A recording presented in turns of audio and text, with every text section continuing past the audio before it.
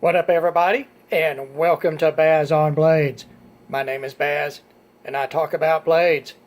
Today's blade featured the Steel Will Cutjack Mini. This is the C22M model, and this is in tan. Now, the Cutjack model by Steel Will is available in two basic models, and then there's two variants of each model. And it's the same exact knife pretty much, but there is the budget version, which this is one of those. It is Chinese made. The blade steel will be D2 blade steel, and then the handle scales are FRN or fiber reinforced nylon. And then there is an upscale version that is Italian made, and they feature M390 for the blade steel, G10 for the handle scales, and they have bearing pivots. All right, to start this off, I want to first give a big shout out and thank you to one of my subs. This knife was gifted to me by TarBreehan.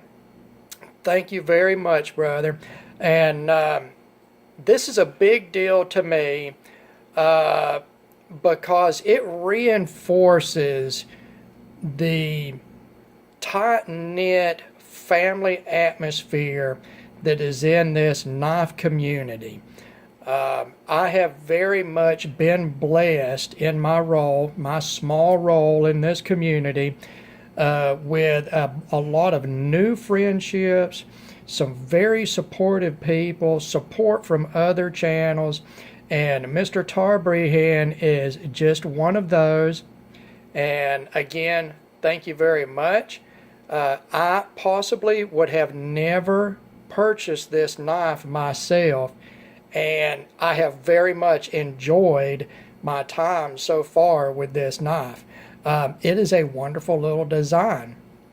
All right, Steel Will is a part of SMG Incorporated. They have under their umbrella, they have Steel Will knives and Gletcher air guns. And SMG Incorporated has been around since 2008. Now, Steel Will is following a business model that a few new companies are. This is an American-based company, but their production is in multiple different countries. They have, like this knife, they're produced in China. They have knives produced in Italy, and they have knives produced in the United States. That allows them to cover an extremely wide range of value points and materials and designs to appease a wide-ranging customer base. I very much appreciate that out of companies like this. Now, something that I appreciate out of Steel Will, let's set this down real quick, and there is something that a lot of companies do not understand or choose to not take advantage of, and I'm going to explain this by comparing it to something else. When you go to a restaurant, the very first opinion that you form on the food that you are served is based on what it looks like. When they bring the food to your table, you see that food before you smell it, before you taste it. In a restaurant, it is very important for your meal to be plated attractively. It needs to be attractive on the plate. Now, this is something that Steel Will understands. Even though they are not serving you food, they're serving you blades. And what they're serving them in is some extremely nice packaging. Now, keep in mind, this knife is a budget knife. It was $39 is the going price all over. And this packaging is very nice, and it adds to this product. You have a nice, this is a sort of a slip cover box type of setup. You've got on the box itself, the printing is silk screened. Okay, it's not just ink on cardboard printing. You've got identification here for the company, the model, model number, steel designator, and color. Inside of this slip cover, again, you've got, it's basically a heavy-duty cardboard box, but again, you can see that all of this print on it is silk screened on, and that is a more premium look. Inside this packaging, you of course will find the knife. The knife comes in an envelope type bubble wrap. It's basically like an envelope. And then additionally, you have this printed media in here. Now this is very simple from Steel Wheel Knives. It is a trifold, and on the inside of this trifold you've got, you know, the Steel Wheel Urban series, a little bit of company ideology. This is very, very simple to do. It's printed media that's folded, but it adds so much to a product line. Along with that, you've got a heavy cardstock sort of not born on date but inspected date card that comes with each one of these, and then it's got Cutjack C22M 1TN, your model and color designator. And like I say, something like this is not super expensive to do, but it adds so much to packaging on a knife, and I appreciate that Steel Wheel does something simple like that. It makes what is a budget knife in their product line seem more premium. All right, let's go ahead and knock some specs out on this knife, get the numbers out of the way. This is the C22M model, the M standing for mini.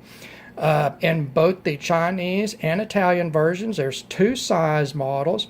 This is the 3-inch blade, and then there is a larger 3.5-inch blade. Again, this is a 3-inch blade, which is 7.5 centimeters. The blade stock thickness is 115 thousandths of an inch, or 3 millimeters. The blade width is 1.03 inches, or 26.4 millimeters. The handle length, 4 1/8 inch, or 10.5 centimeters. The handle thickness, 473 thousandths of an inch, or 12 millimeters. The handle width at the widest, here at the butt end, is 1.1 inches, or 28 millimeters. The closed width at the widest point is 1.29 inches, or 28 millimeters, or I'm sorry, 32.9 millimeters. The overall length, 7 1/8 inches, or 18 centimeters. This does feature a dual stop pin system. It has a frame mounted stop pin for the closed position, and then a blade captive stop pin for the open position. The stop pin diameters are 98 thousandths of an inch, or 2.5 millimeters. It is fairly thin behind the edge. I hit it at 3 different places and averaged it out at 22 thousandths of an inch. Your blade to handle ratio is a very good 0.72, and your weight is a lightweight 3 ounces, or 85 grams. All right, guys, material-wise, again, the Chinese versions of these knives are bladed in D2. D2 is a semi-stainless tool steel. It features okay corrosion resistance, missing the stainless designator by about 1 or 1.5% chromium. A very good wear resistance, so you can expect good edge retention and decent toughness. All right, you go on to the handle. The handle again is in FRN, which is a molded plastics material. It is fiber reinforced nylon. It is very strong, structurally rigid. It can be molded to final shape. It can take intricate molding. I like FRN fairly well. The small hardware is all stainless. It is in an as machined sort of satin finish. The back spacer is FRN, and the pocket clip is stamped stainless, and it is in a polished finish. This knife does feature nested stainless liners. They are in a polished finish, and they are weight relieved. As you can see down in there, I apologize for my lighting, still working on that, guys. So this is a fairly lightweight knife for what it is at 3 ounces. All right, fit and finish. The blade fit and finish is excellent. Everything that you typically want to critique in a blade, the grinds are even, very well done. There is no funny business in the grinds at all. There's no humps, no dips, no anything. The finish of the blade itself, this satin finish, is even and beautiful. Like I say, the grinds are even. This features sort of a different plunge grind for me, in that the initial plunge is abrupt and then it flares into a wide flared soft plunge. That's the first time I've ever seen that, and it's neither here nor there. It doesn't affect the knife in any way. It's just a different way of doing it. Like I say, the grinds are even and symmetrical. It features this very long, in fact, pretty much full blade length swedge. You can see that it is ground all the way back, almost the complete length of the blade. It gives it a very aggressive look on an otherwise sort of traditional drop point with a high point. You can see that in line with the knife, the point of the blade is high. That is a very utilitarian blade grind. It has a thin blade grind on it because of that high flat grind and the fairly thin stock. The edge grind is very even side to side. It came very sharp from the factory. You have a length of jimping. Sorry about that, guys. These satin blades are very hard on my camera. You've got a length of very good jimping. I very much like this jimping. In combination with the light thumb ramp here, it offers excellent purchase for your thumb. I very much like this jimping. Then you have a forward finger choil on the blade. That finger choil, you can see here, it is chamfered all the way around and soft. Everything about the blade, fit and finish wise, is excellent. Very much appreciated at the $39 price point. As far as the handle goes, now I've got, in my youth, I worked in plastic molding manufacturing for just a little while, about a year, and in my opinion, the molding job on these FRN scales and the backspacer is excellent. There are no voids, no issues at all. Everything is even, everything is smooth, everything is flat. You've got this molded in deep basket weave texture inlet here on the sides of the handle slabs, and then it is not chamfered but faceted, let's say, all the way around the edge. Very comfortable handle, very well done. The back spacer again is very well done and has an integrated lanyard hole. As you can see, I've tied just a little bitty lanyard on this thing just to have something on there. The hardware all seems to be of quality. The sockets on the hardware are deep, and I have not disassembled this knife. I had no need to, but I did go through, as is customary for me on all new knives, and made sure that all the hardware was snug down. The fit of the hardware seemed very good, and there was no issues there. The fit and finish on the pocket clip is fine.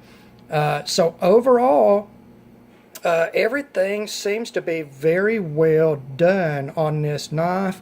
An excellent job and an excellent value at its price point.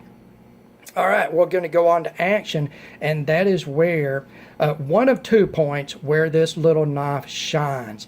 On my example, and this is the only one of these that I have tried personally, but on my example, the action is excellent. This knife, the Chinese versions of this knife, are on phosphor bronze bushings, on washers. And anything that is on a washer built pivot is very sensitive to variances, tolerances, and it's easy to make a knife of this build type that would not flip well, but Steel Wheel has done an excellent job on this knife. Just look at this, guys. Under any type of flipping, it just fires out. I have to go above and beyond any normal effort to get it to fail on flipping. Just regular flipping, I have never had it fail on me. It's very crisp, it's very smooth. The feeling closing it as it rotates on those bushings is absolutely smooth and silent. And then the detent is perfect, guys. The perfect detent to not only hold the blade closed, but to store plenty of energy for that flipper.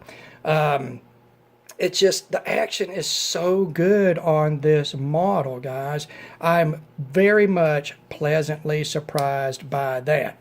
The centering on my example is pretty much spot on, guys. The lockup on mine is about 40 or 50% on this liner lock, and it has stayed that way over the last 4 or 5 days of carrying it. And I have carried this thing for nearly a week now, and I've used it daily. I've had no issues with any type of functionality or action on this knife. I'm very, very pleased with that. It is one of the smoothest phosphor bronze bushing knives that I've ever felt, and it actually is the best phosphor bronze flipper that I've ever felt. It's not as good as a bearing flipper, but it's pretty doggone good, guys. I wouldn't lie to you about that. The next thing on this knife, ergonomics. This is the other standout feature of this knife. In the blade, you've got a classic drop point with a high flat grind, a nice thin edge, and a really good blade steel. It is moderately pointy. The point is enough to where it will grab skin instantly. It slices like crazy, guys. And then you've got this great jimping up here that really gives you a sense of security and control in this blade. You've got this forward choil. You can come up right on the cutting edge of this knife and do all types of detail cutting. It is just a joy to use this little knife. And then you go into the ergonomics of the handle. The handle is pretty neutral. Yes, it does feature a finger choil, which I prefer in a knife. But the central part of the handle is wide open. You've got a nice palm swivel across the width here. And then the butt end drops down in a sort of ergonomic, organic, you can see here it fits the curvature of my hand. In my medium-sized hand, you can see the grip here. I've got a full 4-finger grip. The jimping is placed in the perfect position for my thumb to fall on it. In a reverse grip, it's comfortable. I do not like it in a draw grip because the flipper tab digs right into the webbing between my thumb and first finger, and then because of the forward finger choil, the edge of your blade is pretty far away from your control hand here. So I don't think it's real good in a draw cut, but I would not be using this small knife for draw cutting anyway, and if I did, it would be very light work, a very small amount of work. So ergonomically, very, very good, guys. And now it is a smaller knife. You just have a 4 1/8 inch handle length. So if you have large or extra large hands, this knife may be too small, and you may want to look at the 3 1/2 inch blade version because it will have a longer handle. Let's see, the pocket clip is a good design. It holds very well in the pocket. A lot of that is it has plenty of clamping force, and then it is clamping against this deep embossed basket weave pattern. I don't think that it will tear up your pockets because FRN, no matter whether it has a pattern in it or not, we'll look real close. You can see it's sort of shiny. FRN has a hard and sort of slick surface texture, and that's why you will see a lot of embossing on it. But the pocket clip, it works very well. One downside to this pocket clip design, I wish it was a deep carry pocket clip. This knife is screaming for a deep carry pocket clip. I don't always say that about knives, even though I personally prefer deep carry. But this little knife really, really is begging for a deep carry pocket clip. Another thing is the tip up on the pocket clip may be a little high for some people. For me, in a normal grip, in the type of light duty work that I will be using this small knife for, it's not a big deal. And the good thing is it's a stamped steel pocket clip. You can take that pocket clip off and put it in your vise and use some pliers and bend it a little bit, tweak it a little bit. You maybe want to bend it down a little bit to get it closer to the body, and then raise the tip back up parallel to the body. That would get that tip up a little closer overall if you have an issue with it. Other than that, pocket clip is fine. Overall, guys, like I said at the beginning of the video, if it wasn't for my sub TarBreehan, I may have missed out on this little knife, because I typically prefer knives in a 3.5 inch blade length or longer, and that would have been a shame for me to miss out on this little knife. It is a fantastic little everyday carry. I think it is very competitive with any of the Spyderco FRN models. Although, you know, the Spyderco fanboys, they're going to go to Spyderco, and I understand that. They're fantastic designs and quality made product. But I think this is a very competitive model.